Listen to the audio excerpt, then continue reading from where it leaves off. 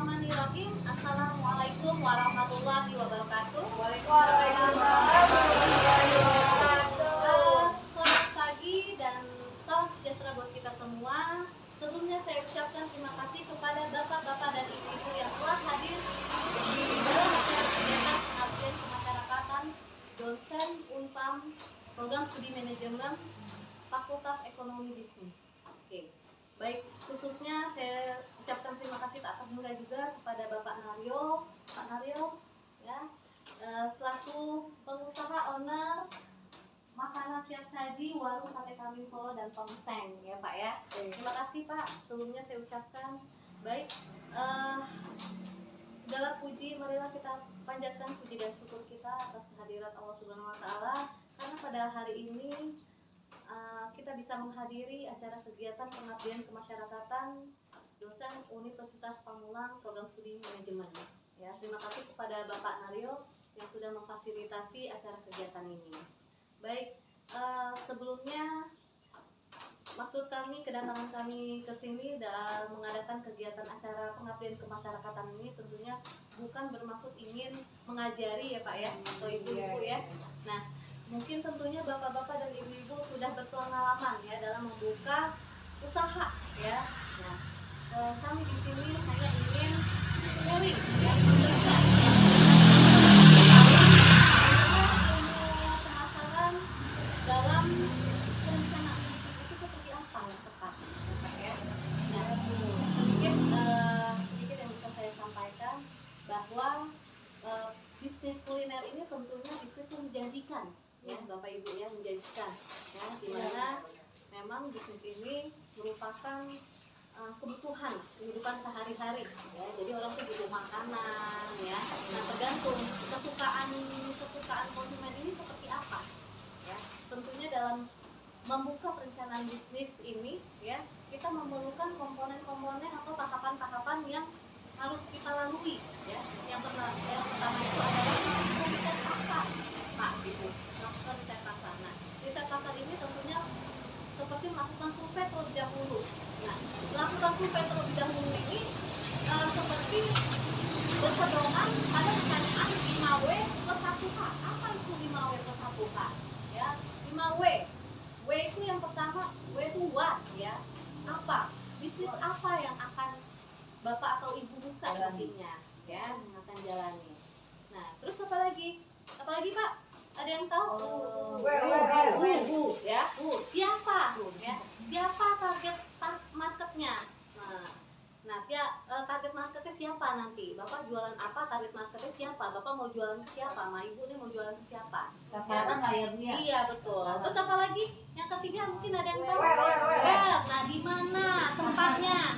Tempatnya itu yang strategis Bapak mau buka usaha itu di mana? Ya, target sasarannya itu mana? Ya. Terus apa lagi Pak?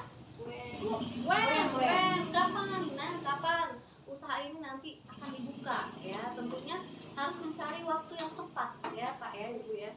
Nah, terus apa lagi? What tadi sudah? Apa lagi? Udah Pak ya? Sudah? How. Nah, plus how bagaimana menjalankan perencanaan bisnis ini. Nah, tentunya inilah poin penting ya dalam merencanakan bisnis ini. Ya, yang pertama itu Bapak dan Ibu tadi kan harus melakukan riset pasar. Yang kedua apa?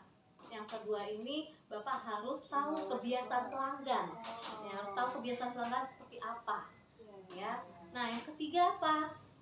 Yang ketiga ini adalah Bapak dan Ibu harus memiliki visi dan misi yang jelas ya, tujuan. Maksudnya apa? Nah, ini ada di dalam profil perusahaan ya. Tujuannya apa? Profil perusahaan ini nantinya sewaktu-waktu Bapak dan Ibu membutuhkan modal, nanti Bapak bisa investor dari luar ya, bisa mencari investor dari luar sehingga investor tahu nih profil perusahaannya seperti apa, ini usahanya apa ya, modalnya butuh berapa ya, strateginya apa. Nah, itu ya profil perusahaan. Yang terakhir apa ya? Why. Tadi why sudah ya. Ini kita masuk ke tahapan perencanaan bisnis ya. Nah, terus apa lagi? Tujuan yang jelas. Nah, tujuannya harus jelas ya, karena setiap perencanaan bisnis ini harus memiliki tujuan yang jelas.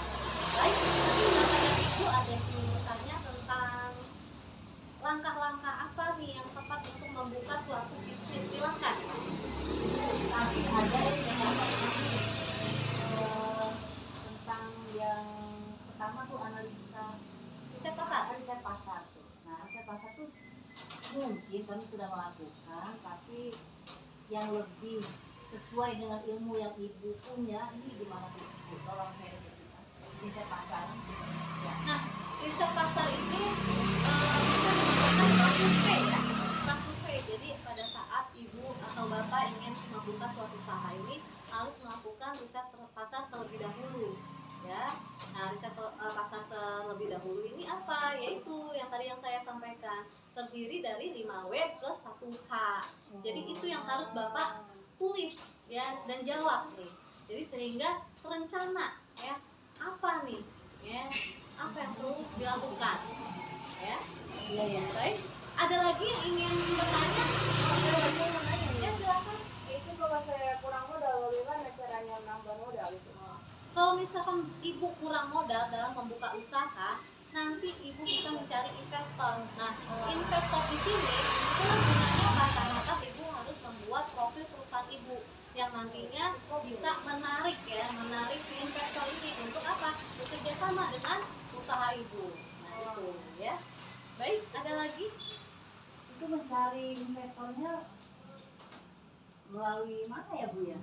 Jaringan apa ya? Apakah ada komunitas? Nah, kita kan udah ada komunitas tuh, ya kan? Kita yang penting ya. Bisa mencari investor itu Tukar mencari investor itu bisa melalui tukar informasi. Bapak dan Ibu bisa membuat suatu proposal, bagaimana proposal ini bisa menarik investor. Nah, tentunya investor ini memiliki tujuan apakah ini menguntungkan buat si investor atau tidak usaha ini ya. Nah, seperti itu ya. Saya mau nanya lagi, kalau misalnya itu nyari investor tapi dianya tidak menyumbang uang, apakah pakai jasa bisa? Bisa, jasa. Itu namanya jasa gimana? Apa ya? Oh, itu tenaga, mungkin dia barang. Dalam bentuk uang. Dalam bentuk uang ya. Ya, itu langkah-langkah perencanaan bisnis yang harus kita lakukan. Bu, ini boleh tanya nih ya. Kan kita banyak ya pesaing kompetitor, ya kan? Sama juga bidang yang kita sajikan sama dengan kompetitor kita. Nah, cara supaya kita bisa bersaing dengan kompetitor kita itu bagaimana? Nah, itu caranya tuh, Bu. Ini Supaya kita nggak nah, kalah saing.